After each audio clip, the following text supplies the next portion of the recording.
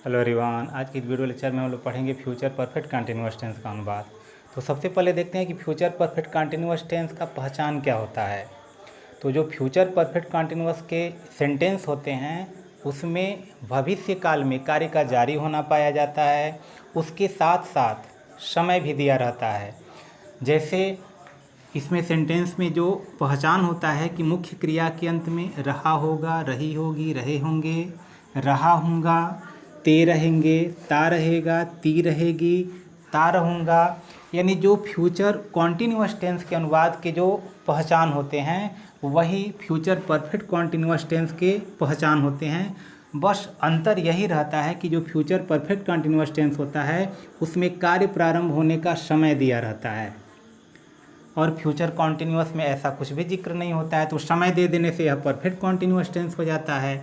अब इसके स्ट्रक्चर को देखते हैं कि सबसे पहले हम सब्जेक्ट लिखते हैं, विल या शाल में से लिखेंगे सब्जेक्ट के अनुसार। उसके बाद सबके साथ हम हैव बीन का प्रयोग करते हैं, वर्ब फर्स्ट फॉर्म लिख के आईएनजी जोड़ते हैं, फिर ऑब्जेक्ट, फिर अगर समय निश्चित होता है तो सिंस, और निश्चित होगा तो फॉर, और उसके बाद समय लगा देते हैं। तो निश्चित समय क्या होता है, अनिश्चित समय क्या होता है, इसके लिए आप लोग प्रेजेंट परफेक्ट कॉन्टिन्यूअस टेंस का वीडियो ज़रूर देख लेंगे। उसका लिंक इसके डिस्क्रिप्शन बॉक्स में दे दिया जाएगा। आप उसे क्लिक करके निश्चित रूप से आप उसे देख लेंगे कि कौन निश्चित समय है, कौन अनिश्चित समय है, कब सिंस का प्रयोग करते हैं, कब फॉर का प्रयोग करते हैं। अगला कंडीशन है कि विल और शाल का प्रयोग हम कब करते हैं, कब विल कब शाल। तो जो फर्स्ट पर्सन होते हैं आई है और वी है उसके साथ शाल का प्रयोग होता है। बाकी शेष जितने भी हमारे सब्जेक्ट बचते हैं, सेकेंड पर्सन के हों, थर्ड पर्सन के हों, सबके साथ विल का प्रयोग किया जाता है।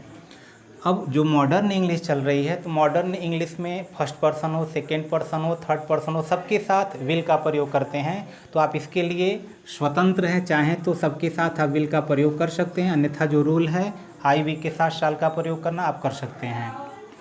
तो अब अनुवाद देखते हैं। जैसे दिया है कि मैं सुबह से पाठ याद करता रहूँगा या कर रहा हूँगा, तो अगर इसका हम अनुवाद बनाते हैं तो ये हो जाएगा आई, तो आई के साथ शाल का प्रयोग करेंगे। उसके बाद सबके साथ हैव बीन का प्रयोग करना है। अफर्मेटिव जो सेंटेंस होगा, अफर्मेटिव सेंटेंस में शाल, हैव बीन या विल हैव बीन का प्रयोग करना है। तो I first person, shall have been का प्रयोग कर देना है।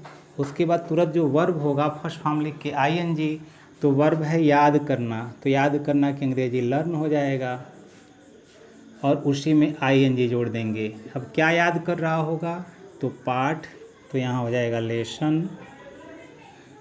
उसके बाद क्या बच रहा है, तो समय बच रहा है कि सुबह से, तो इसी से के लिए सिंस फॉर में से लगाना है। तो जो सुबह का समय होता है वह एक तरह से पार्ट ऑफ डे होता है और यह निश्चित समय होता है। तो यहाँ लिखेंगे सिंस और मॉर्निंग, ये हो जाएगा।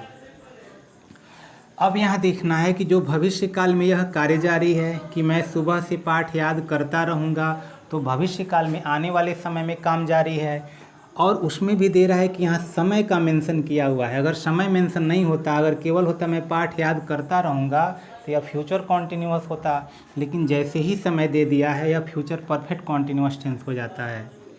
फिर अगला देखते हैं। दिया है कि विद्यार्थी 4 घंटे से सवाल हल कर रहे होंगे, तो अब यहाँ भी फ्यूचर टेंस में यानी भविष्य काल में काम का जारी होना दिखाया जा रहा है कि सवाल हल कर रहे होंगे और उसके साथ यहाँ दे रहा है 4 घंटे से, तो 4 घंटा आने से ही यह फ्यूचर परफेक्ट कॉन्टिन्यूअस टेंस हो गया। अन्यथा विद्यार्थी सवाल हल कर रहे होंगे यह केवल फ्यूचर कॉन्टिन्यूअस टेंस होता, अन्यथा समय आने से फ्यूचर परफेक्ट कॉन्टिन्यूअस टेंस हो गया।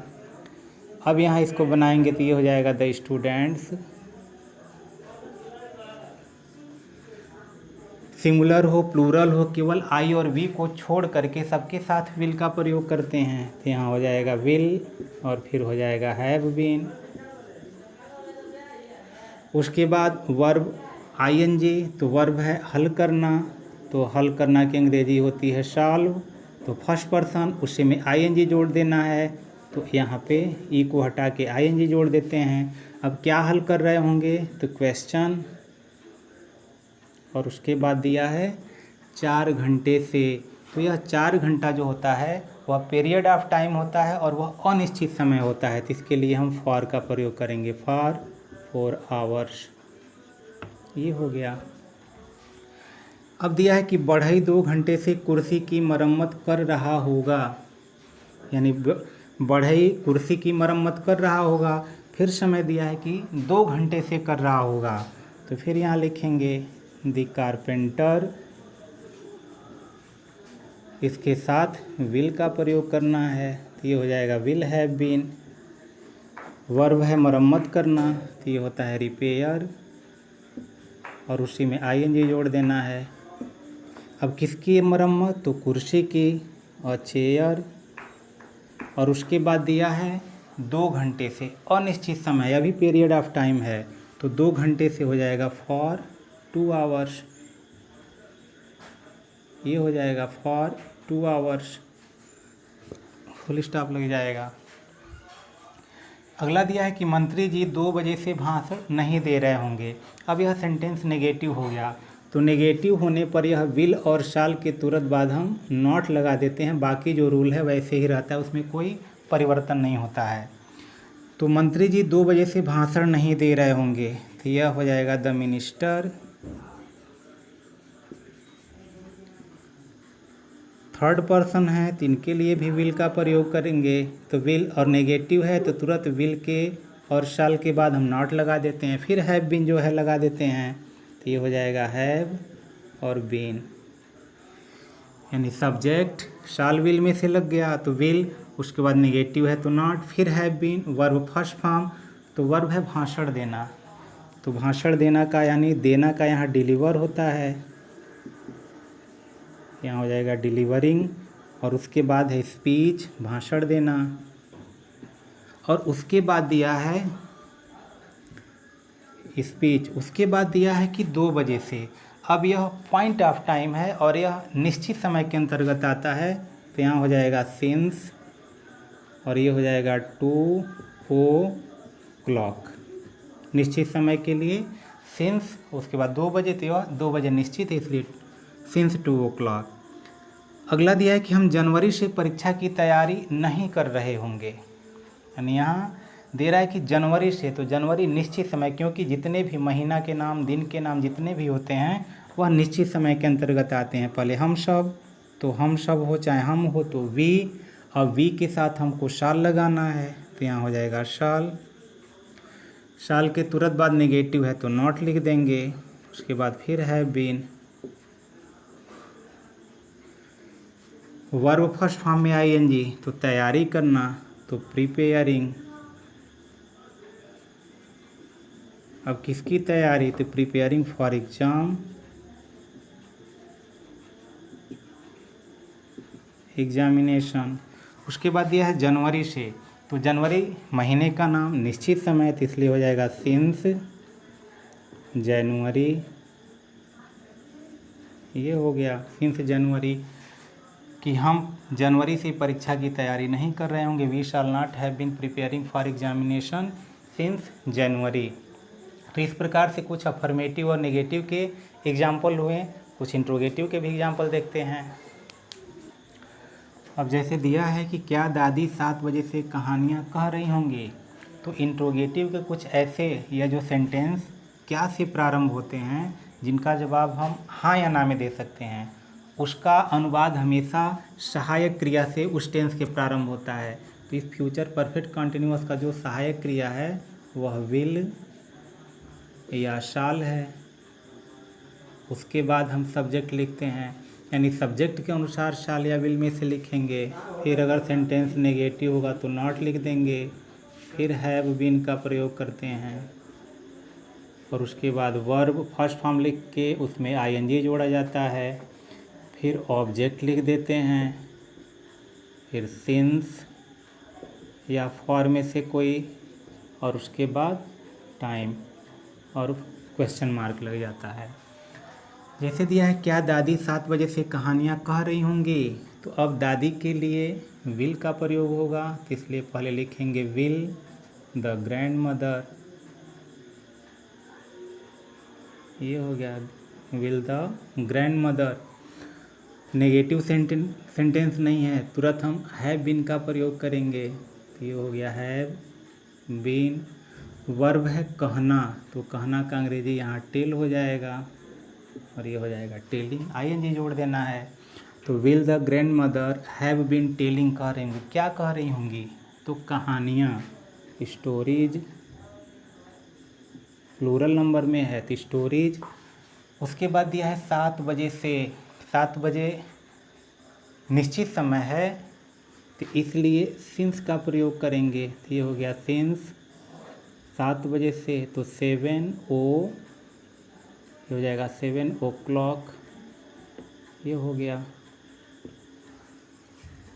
और अंत में क्वेश्चन मार्क लगा देंगे। फिर अगला दिया है कि क्या हम 5 घंटे से काम करते रहे होंगे? तो हम तो वी के साथ शाल का प्रयोग करते हैं, तो पहले हो जाएगा शाल, फिर हो जाएगा वी। सेंटेंस नेगेटिव नहीं है तो नॉट नहीं लगाएंगे। फिर हम हैव बीन का प्रयोग करते हैं, तो ये हो जाएगा हैव बीन। और वर्ब है काम करना, तो यहाँ हो जाएगा वर्किंग।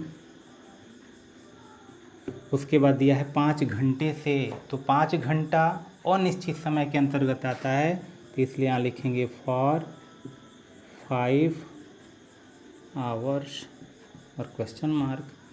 यानी shall we have been working for 5 hours, कि क्या हम 5 घंटे से काम करते रहे होंगे।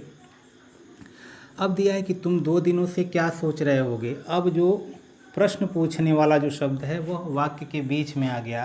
तो जब वाक्य के बीच में क्वेश्चन पूछने वाले जो शब्द होते हैं आते हैं, तो उनकी अंग्रेजी हम सबसे पहले लिखते हैं। तो यह केवल यह जो क्वेश्चन वर्ड है, यानी WH फैमिली से रिलेटेड जो भी वर्ड है उस वर्ड को हम पहले लिखेंगे। बाकी जो जैसे रूल था वह वैसे रहेगा, उसमें कोई परिवर्तन नहीं होगा। तो यहाँ पे क्या, तो क्या की अंग्रेजी हम यहाँ लिख देंगे वाट। अब सब्जेक्ट के अनुसार विल या शाल में से लिखेंगे, तो यू के साथ शाल नहीं लगता है, विल लगता है, तो यहाँ विल का प्रयोग करेंगे। उसके बाद यू, अगर सेंटेंस नेगेटिव होता तो नॉट लगता, अन्यथा तुरंत हैव बीन लगाएंगे, तो हैव बीन। वर्ब है सोचना, तो यह हो जाएगा थिंक और उसी में आईएनजी जोड़ देंगे, ये हो गया थिंकिंग। यानी what will you have been thinking, तुम क्या सोच रहे होगे। उसके बाद दिया है 2 दिनों से, तो फिर यह पीरियड ऑफ टाइम है, अनिश्चित समय है, तो फॉर 2 दिनों से, तो 2 days और क्वेश्चन मार्क लग जाएगा। फिर अगला दिया है वह 4 दिनों से कार्यालय क्यों नहीं जा रहा होगा। फिर यहाँ क्वेश्चन पूछने वाला जो वर्ड है वह क्यों, वाई, तो वाई को हम पहले लिखेंगे, तो लिखेंगे वाई। सब्जेक्ट के अनुसार विल शाल, तो वह के लिए विल का प्रयोग होगा। फिर ही सेंटेंस नेगेटिव है तो सब्जेक्ट के बाद नॉट, फिर हैव बीन का प्रयोग करेंगे, ये हो जाएगा हैव बीन। तो why will he not have been. उसके बाद वर्ब, तो जाना, तो ये हो जाएगा गोइंग। अब कहाँ नहीं जा रहा होगा, तो टू द ऑफिस, कार्यालय। उसके बाद दिया है 4 दिनों से, यह भी अनिश्चित समय है, पीरियड ऑफ टाइम है, तो यहाँ फॉर का प्रयोग करेंगे, फॉर 4 और ये हो जाएगा डेज, 4 दिनों से। यानी why will he not have been going to office for 4 days। अगला दिया है खिलाड़ी कितने घंटे से खेल रहे होंगे, तो कितने के साथ जो भी नाउन आता है वह लग जाता है, तो यहाँ लिखेंगे हाउ मेनी। कितने की अंग्रेजी, क्योंकि घंटे गिना जा सकता है, तो यहाँ लिखेंगे हाउ मेनी। तो जो भी काउंटेबल नाउन होते हैं उनके लिए हाउ मेनी, अनकाउंटेबल होते तो हाउ मच, तो हाउ मेनी और उसके बाद आवर्स, उसके साथ वह नाउन लग जाएगा। तो हाउ मेनी आवर्स सब्जेक्ट है खिलाड़ी, उसके अनुसार यहाँ विल या शैल लगना है, तो यहाँ विल लग जाएगा। द प्लेयर्स, ये हो गया कि how many hours will the players. उसके बाद हैव बीन, उसके बाद दिया है प्लेइंग।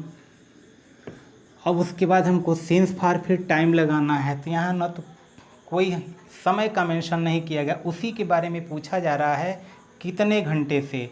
तो इसी घंटे के यानी इस कितने घंटे है, इसी के पहले हम वह सिंस और फॉर में से लगाएंगे। तो जो सिंस फॉर कंफर्म नहीं हो रहा है, यह अनिश्चित समय को दर्शा रहा है, तो इसको उठा करके हम फॉर पहले लगा देंगे। तो for how many hours will the players have been playing, और क्वेश्चन मार्क लगा देंगे, क्योंकि समय के पहले ही हमें सिंस फॉर लगाना है और उसी समय के बारे में पूछ रहा है, तो इसलिए फॉर पहले चला आएगा।